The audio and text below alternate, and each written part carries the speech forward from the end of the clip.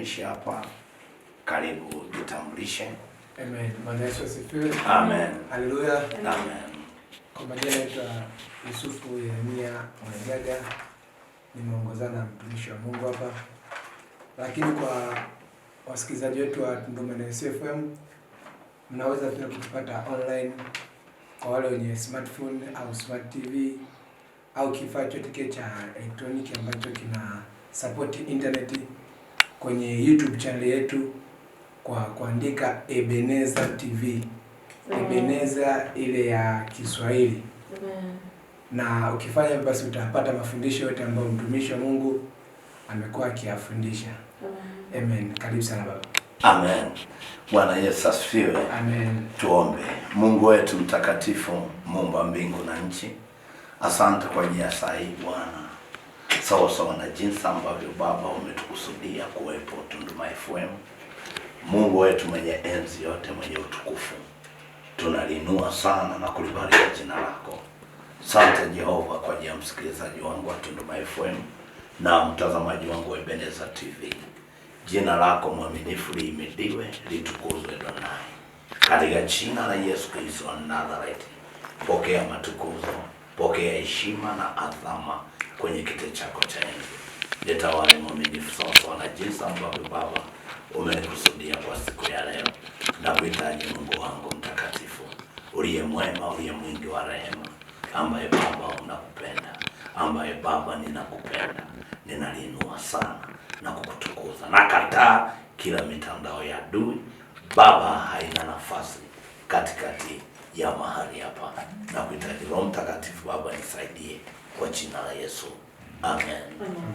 Bwana Yesu asifiwe. Amen. Nina wasalimu wasikilizaji wangu wa Tunduma FM kwa jina la Yesu Kristo. Mungu wetu ambaye anatupenda tuwepo siku ya leo, na tunamshukuru kwa kuwa yeye ni mwema na amekuwa ni mwema kwetu siku zote za maisha yetu. Bwana Yesu asifiwe. Leo somo la leo, mimi ni mwalimu, na mwingine anauliza ni mwalimu wa kwaya, ni mwalimu wa shule, au ni mwalimu wa sekondari, au ni mwalimu wa chuo. Mimi ni mwalimu wa neno la Mungu. Kwa hiyo tunavyoingia kufundisha ni kwamba uwe na uhakika, tunataka upanuke kwenye habari ya kiroho, utoke hatua kwenda hatua nyingine. Bwana Yesu asifiwe. Mwingine anaweza kusema ndo mwalimu mkuu. Bwana asifiwe. Mimi ni mwalimu wa neno la Mungu. Bwana asifiwe. Na somo la leo ni msamaha wa mtu una nguvu kwa anayesamehe kibibilia. Msamaha wa mtu una nguvu kwa anayesamehe kibibilia. Bwana Yesu asifiwe. Amen. Kuna ugomvi mwingi ambao unatokea kwenye familia, lakini pia kwenye ofisi, lakini kwenye taasisi mbalimbali, lakini chanzo chake ni kutokusamehe. Lakini ndani yake ukibeba kitu cha kusamehe, ina maana kinakupa matokeo ya kile ambacho kinakupa matokeo ya kile ambacho unahitaji kukipata kibibilia au kineno. Bwana Yesu asifiwe. Mwingine hawezi kuelewa. Ndoa nyingi zimevunjika kwa sababu ya kutokuwa na msamaha. Lakini pia kuna ofisi, kuna makampuni mbalimbali yamevunjika kwa kutokuwa na msamaha.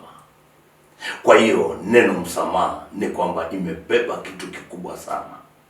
Na kwa jinsi hii ni kwamba uwe na uhakika, kama huwezi kuwa kusamehe, au kwenye nyumba yako hawezi kuwa hawana msamaha, au watoto wako, au kwenye ukoo wako, au kwenye jamii, kama huna msamaha, uwe na uhakika ni kwamba ndani yake uwe na matokeo kwamba si kusudi la Mungu, kwa sababu kusudi la Mungu ni kuona kila mmoja akiwa akisamehe.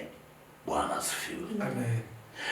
Ni kwamba sisi tulikuwa ni wakosaji, lakini Bwana Yesu Baba ambaye ni Mungu alivyouliza ni mtume nani, kwa jinsi ambavyo wanadamu wamenikosa, kwa jinsi ambavyo tumekosa mengi na hatuwezi kujisifu kwa namna nyingine ambavyo tunaweza tukasema labda kuna vita ambavyo mwanadamu alitenda vyema, ndipo Yesu akasema nitumeni mimi, kwa sababu ndani ya Yesu kumejaa msamaha. Akasema pamoja na jinsi ambavyo hawataki kukuelewa, lakini nitumeni mimi ili niweze nikawaokoe wanadamu, ili nikawakomboe wanadamu. Kwa kuwa ndani ya msamaha kuna kitu kikubwa sana ambacho ukikosa kwako wewe mtu, ukikosa kwako ewe mama, ukikosa kwako ewe baba ama kijana ama binti, ni kwamba ndani yako kuna shida kubwa ambayo unahitaji tujifunze leo ili uweze kujua. Na kama unataka kwenda mbinguni au unataka kuishi maisha mazuri hapa duniani, lazima uwe na msamaha. Amen. Bwana Yesu asifiwe. Lakini usipokuwa na msamaha, ni matokeo ambayo hayawezi kukupa kile ambacho unahitaji kukipata kwa jinsi ya Mungu, kwa sababu ndani yetu, nimesema, tulikuwa tuna ubaya wote ambao tulikuwa nao, lakini Yesu akaamua kuacha enzi yake, akaja kukaa hapa duniani miaka 33 ili tu sisi aweze kutuhurumia na tuweze kuokoka na tuweze kulitafuta neno la Mungu. Ndiyo maana tuko mahali hapa. Bwana asifiwe. Lakini angeamua kwamba mimi Baba, kwa sababu watu wengi walikaa kule, kumbuka walikuwepo wazee 24, walikuwepo wenye uhai 4, lakini pia walikuwepo malaika, lakini pia walikuwepo watu wengi. Lakini Yesu akasema nitume mimi, kwa kuwa mimi ninaenda kuwaelekeza namna ambavyo tunahitaji kusamehewa. Bwana asifiwe. Amen. Cheki Mathayo 6 ule mstari wa 14 na 15. Mathayo 6 ule mstari wa 14 na 15. Unajua msamaha watu wengine hawezi kuelewa sana, lakini unahitaji kupita na mimi na hakikisha unamaliza jinsi ambavyo unavyojifunza. Lakini pia wewe mtazamaji wangu wa Ebeneza TV, na wewe hakikisha unamaliza ili somo ili kuletea matokeo ya kila ambacho kilichopo kwenye msamaha na nguvu iliyoko kwenye msamaha. Bwana asifiwe. Neno la Mungu linasema, kwa maana mkiwasamehe watu makosa yao, na Baba yenu wa mbinguni atawasamehe ninyi. Ndiye aliyetumwa kwetu. 15 anasema, bali msipowasamehe watu makosa yao, wala Baba yenu hatawasamehe ninyi makosa yenu. Bwana Yesu asifiwe. Hapa Yesu alikuwa haelezi kwa jinsi ya kusema sijui umemkosea nani. Alisema msipowasamehe watu makosa yao, anasema na Baba yenu wa mbinguni hawezi kuwasamehe makosa yenu. Kwa maana hiyo, ndani yake, kama wewe ni mtumishi unamtumikia Mungu na unahubiri kama mimi ninavyofundisha, saa nyingine unafanya kazi ya Mungu, lakini ndani yako huwezi kusamehe, uwe na uhakika kitu kinachonenwa hapa ni kwamba huwezi kuiona mbingu, kwa sababu inategemea namna ambavyo msamaha wako na namna ambavyo umekaa kwenye matokeo yapi hasa kwenye msamaha, kwa sababu msamaha ndio ambao umebeba matokeo mazuri kwako. Lakini kama huwezi kusamehe, ni kwamba ndani yako kuna shida ambayo huwezi kuifikia kibiblia. Bwana Yesu asifiwe. Amen. Kwa hiyo uwe na uhakika, kama usiposamehe huwezi kufanikiwa, hata kiuchumi huwezi kufanikiwa. Kwa nini? Kwa sababu umebeba ghadhabu. Mwingine anasema inakueje? Uwe na uhakika, kama wewe unasema huwezi kuonewa, kama wewe unasema hiki mimi siwezi kufanyiwa, hiki siwezi kufanyiwa, uwe na uhakika kuna kitu kilichoingia ambacho tunakipata kwenye Kumbukumbu la Torati 32 ule mstari wa 17. Kumbukumbu la Torati 32 ule mstari wa 17. Neno la Mungu linasema, walitoa sadaka kwa pepo, si kwa Mungu, kwa miungu wasioijua, kwa miungu mipya iliyotokea, ambayo baba zenu hawakuiogopa. Bwana asifiwe. Amen. Kwa hiyo ukiona ndani yako unasema mimi siwezi kusamehe, uwe na uhakika kinachotenda kazi ni kwamba kuna pepo la hasira ambalo tukipita sehemu mbalimbali katika kuombea watu na tukianza kuomba tu msamaha, jinsi ambavyo Mungu amsamehe yule ambaye saa nyingine amezimia, saa nyingine haelewi ni kichaa, saa nyingine mazingira yake ya ugonjwa wake ni mbaya. Kwa hiyo unajishangaa mapepo mengi yakilipuka yakisema tuliingia kwa sababu ya hasira. Mwingine hawezi kunielewa. Umewafikiri kuna ukoo unasema sisi kwenye ukoo wetu tuna hasira? Yaani maana yake ni kwamba wana pepo ambalo limepandikizwa hata kwa watoto, limepandikizwa hata kwenye ukoo. Kwa maana hii unajishangaa kila mmoja ana hasira. Kwa zile hasira ni kwamba haziwezi kusamehe, kwa sababu anasema si Mungu huyu ninayemhubiri, si Mungu huyu ninayemsema, si Mungu huyu ninayemfundisha, bali anasema ni miungu wasioijua kwa miungu mipya. Ina maana ni miungu ambayo ni mipya, kwa sababu haikuwepo miungu ya zamani, kwa sababu Mungu ni Mungu wa miungu. Kwa hiyo kama ni Mungu wa miungu, ni kwamba kilichoingia anasema ni miungu ile mipya ambayo imeachilia hasira ndani yao na hawezi kusamehe. Na ndio maana hata ndoa haiwezi kukaa bila msamaha. Bwana asifiwe. Shetani akitaka kukukamata ni kwenye matokeo ya kutokusamehe. Kama huwezi kusamehe, ni kwamba ndani yako utaishi maisha ya taabu sana. Kwa kuwa tunashuka chini, unahitaji kushuka na mimi kwenye mtiririko wa kile ambacho unahitaji kukipata, hasa ukiwa kwenye msamaha.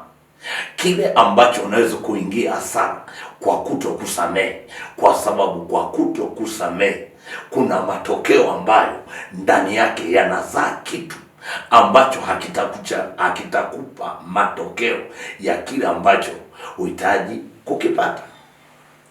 Bwana asifiwe. Amen. Lakini ukijua neno msamaha, alafu ambao ni msamaha wa kusamehe watu, Yesu anasema huwezi kuingia, huwezi, na mimi siwezi kukusamehe. Kwa hiyo Yesu asipokusamehe, uwe na uhakika ndani yako ni kwamba umebeba kitu ambacho hakiwezi kukupeleka mbinguni. Uwe na uhakika, kwa sababu Yesu anachotaka ndani ya mwanadamu yoyote, anataka ndani ya mtu yoyote, anasema tafuteni kwa bidii kuwa na amani na watu wote. Tafuteni kwa bidii kuwa na amani na watu wote. Kwa kuwa ndani ya kutafuta bidii ya kuwa na amani na watu wote, uwe na uhakika kama huwezi kutafuta hiyo bidii na huwezi kutafuta ukamwekeza mtu kwenye fikra zako, kwenye akili zako, kwenye moyo wako, uwe na uhakika mbele kuna hasara. Bwana asifiwe. Kwa hiyo ukipata hasara ni kwamba afekti nyingi zinazokuja au madhara yanayokuja kwako, ghafla mtu anaanza kuumwa, ghafla anaanza kupata shida. Kwa hiyo ile kupata shida ni kwamba ndani yake umepata hasara. Ghafla unaanza kuumwa, alafu naenda kwa daktari, wanakuuliza unaumwa, wakipima wanakuambia una mawazo sana. Unasema ndio yanayosababisha ugonjwa huu, ndio yanayosababisha mamilioni yako kuisha, ndio yanayosababisha laki zako nyingi, hela zako nyingi kuisha, kwa sababu ya hasira, kwa sababu ya kumbeba mtu, kwa sababu ya kile ambacho hujataka kusamehe. Ndio maana mtu mwingine haelewi. Umefikiri sisi tunafahamu kabisa kwamba saa nyingine huyu mchawi anajitahidi na anakuja saa nyingine kwamba labda aloge kwetu, atuloge, tunafahamu. Lakini achilia jinsi tulivyo, tunaachilia upendo mkubwa sana kwake. Kwa nini? Kwa sababu tunafahamu vile ambavyo ilivyo. Sisi ni kutafuta upendo. Upendo ule unakupa matokeo ya kila ambacho neno la Mungu kwenye Isaya linasema atakuwa anajipalia makaa. Bwana asifiwe. Kwa hiyo kama anajipalia makaa ni kwamba ndani yake hali inakuwa mbaya sana. Umefikiri mtu amekuchukia, lakini wewe una fulana naye. hata kama amekuuzi, lakini wewe una furaha naye. Ndivyo ambavyo Mungu anataka. Mwingine haelewi. Yesu wakati wanataka kumkamata, ni kwamba Yesu walivyofika pale, Yesu akawauliza, mnamtafuta nani? Wakasema tunamtafuta Yesu. Na akasema, Yesu ni mimi. Wale watu wakati wamevaa wana vyombo vyao vya ulinzi, maskari, alafu alivyosema tu ni mimi, wakaanguka chini. Bwana asifiwe. Kwa hiyo Yesu alikuwa na uwezo tu pale wa kuambia kuanzia saa hizi labda mfe. Ghafla wakaanguka chini. Walivyoanguka chini, Yesu akawasikiliza, akakaa pale pale awasubiri, mlichotumwa, mmetumwa nini? Alafu walivyoamka wakamkamata Yesu. Yesu akamwambia twendeni. Kwa nini? Kwa sababu ya kile alichobeba Yesu, msamaha ndani yake. Bwana asifiwe. Na ghafla wamefika kule, ghafla hakuna kitu kinachoendelea, lakini Yesu hakufanya maana yoyote. Kwa nini? Kwa sababu ndani ya Yesu kulibeba msamaha. Mwingine hawezi kuelewa. Wakati wameongozana na Petro alivyoona kuna watu ni kama wanamnyemelea kuja kumkamata Yesu, wale walikata sikio walikata sikio. Petro alikuwa na panga, alikata sikio. Alivyokata sikio, alafu Yesu akamgeukia Petro, akamwambia Petro, hatufanyi hivi. Yesu akachukua sikio na akabandika kwa yule ambaye ni askari amekuja kumkamata. Kwa nini? Ndani yake kumejaa msamaha. Ndani yake Petro aliona ni kama maana wamekuja kumuonea Yesu, kwa hiyo ngoja nipambane nao. Kwa kuwa Yesu aliamuru kwamba mwenye panga shikeni panga, mwenye panga kanunue na lingine. Kwa akajua hapa ndiyo sehemu ambapo nahitaji kupiga wale watu, na akafanya. Ghafla Petro akarudi nyuma. Kwa nini? Ndani ya Yesu kukawa kumejaa msamaha, na akambandika. Baada akakamata akaondoka. Umewafikiri dharau kubwa sana Israeli, dharau kubwa sana hapa duniani.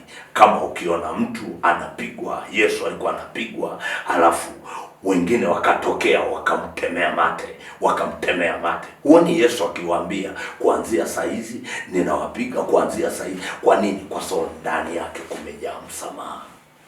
Bwana Yesu asifiwe. Lakini kama ndani yako huwezi kuwa na msamaha, ni kwamba uwe na uhakika kuna mambo ambayo huwezi kuvuka, kwa sababu msamaha una nafasi kubwa kwa mtu, una nafasi kubwa kwa mwanadamu, una nafasi kubwa ya kukuweka kuwa vizuri kwa sababu ya msamaha.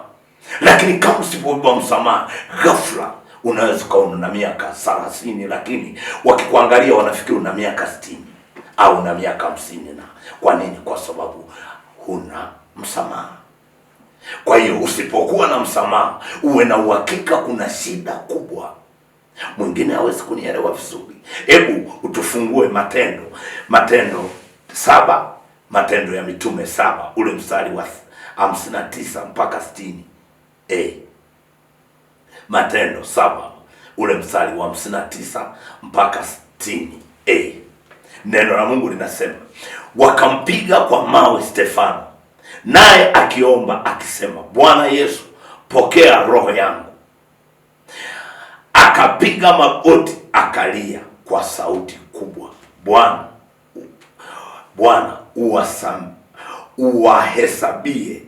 usiwahesabie dhambi hii. Ni Stefano. Huyu ni mtumishi wa Mungu ambaye Biblia imemsifu, alikuwa amejaa nguvu za Mungu popote, kwa sababu wanasema makuhani walikuwa wanamuogopa kwa jinsi alivyokuwa. Alikuwa ni mtumishi wa Mungu, lakini ghafla waliingia kumpiga. Cheki alichosema Stefano, akasema, Baba, usiwahesabie hatia. Kumbuka huyu Stefano alipigwa mawe mpaka alikufa, lakini anamwambia Mungu, wasamehe, hawajui watendao, na usiwahesabie hatia.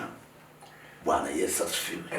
Mpaka anakufa, lakini Stefano akawaambia usiwahesabie hatia. Wewe ni watu wangapi waliokusema vibaya, lakini ghafla hasira imejaa. Huyu walimpiga Stefano mpaka kufa, wakaenda kuomboleza. Alikufa, lakini mpaka anakufa walipiga kwa mawe, lakini akawaambia usiwahesabie hatia, kwa aliwaombea msamaha. Na Stefano akaenda akasema, naona milango imefunguka, ninaenda mbinguni. Kwa nini? Wale walikuwa wanapiga, walikatisha uhai wa Stefano. Lakini Stefano anasema usiwahesabie hatia. Kwa nini? Ndani ya Stefano mlijaa msamaha. Ndani ya Stefano mlijaa kitu ambacho kimejaa msamaha, ambao ndani yake unampa matokeo ya kile ambacho anahitaji kukipata. Bwana Yesu asifiwe. Umefikiri wamekukosea ni masuala mangapi? Wamekukosea vitu vingapi? Ewe dada, ewe mama, ewe mwanadamu, wamekukosea vitu vingapi ambavyo unashindwa kusamehe? Alafu umeingia hasara ngapi ya kutokusamehe ambacho unachokiishi na unachokitembea? Na wewe unasifia, unasema mtoto wangu yule ana hasira, ukifikiri ni sifa. Unasema mke wangu yule ana hasira, mume wangu yule ana hasira, ukifikiri ni sifa. Lakini kumbe kinachotengenezwa ni kwamba ni pepo ambalo chanzo chake ni miungu, ambayo inafanya kile kitu ambacho ukipate ndani yake ni kitu ambacho unapata kitu cha hasara ndani yake. Bwana Yesu asifiwe. Lakini kama huwezi kusamehe, uwe na uhakika ndani yako na shida kubwa, na huwezi kwenda, kwa sababu kwenye kutokusamehe kuna matokeo ya kupunguza na miaka yako kuishi duniani. Kwa nini? Mwingine anasema kwa nini mwalimu? Kwa nini mwalimu?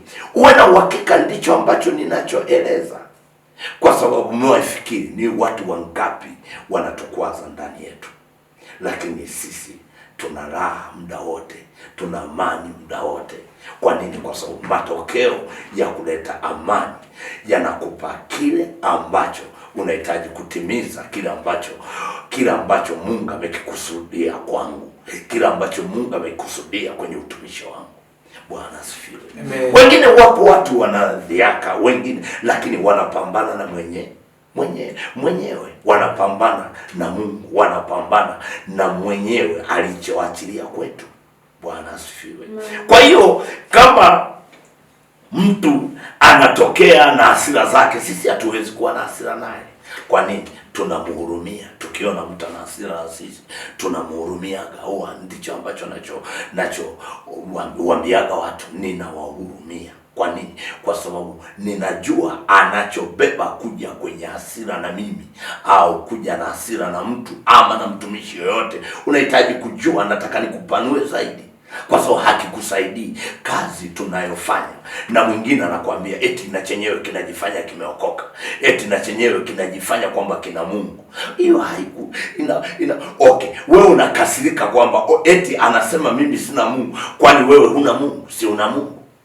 Nini ambacho unaona shida? Kwamba na maana ni kama kuna kitu gani? Kwa sababu ulichobeba sio cha mwanadamu, ulichobeba sio cha ukoo wa kina Mwaigaga, ulichobeba sio cha ukoo wako wewe unayenisikiliza, ulichobeba ni cha Baba. Kwa ulichobeba cha Baba ndicho ambacho kitakuletea matokeo. Cheki madhara ambayo kama huwezi kusamehe.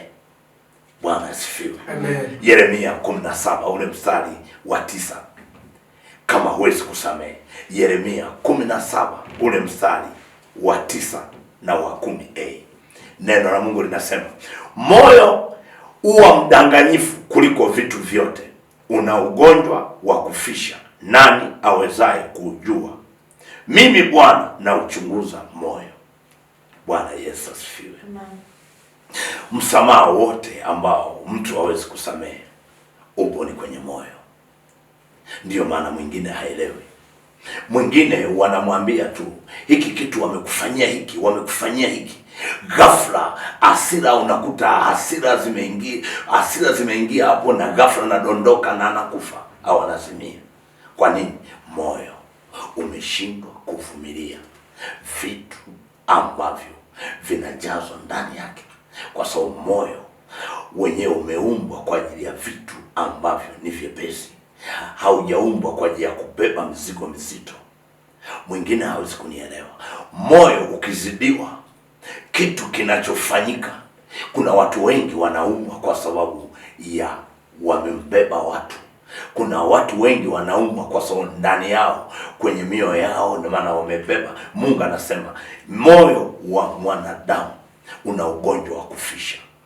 Kwa hiyo ghafla moyo ukizidiwa, kinachotokea ni kwamba unakuta mtu anaanza kuvimba miguu, mwingine anaanza kuvimba. Kwa nini? Kwa sababu moyo ukisema siwezi kubeba hiki kitu, sasa wewe umekibebesha, unasema siwezi kumsamehe mpaka kufa kwangu, siwezi kumsamehe mpaka kufa kwangu. Cheki kinachotokea. Kwa hiyo moyo ukijaa, unasema mimi siwezi kubeba vitu.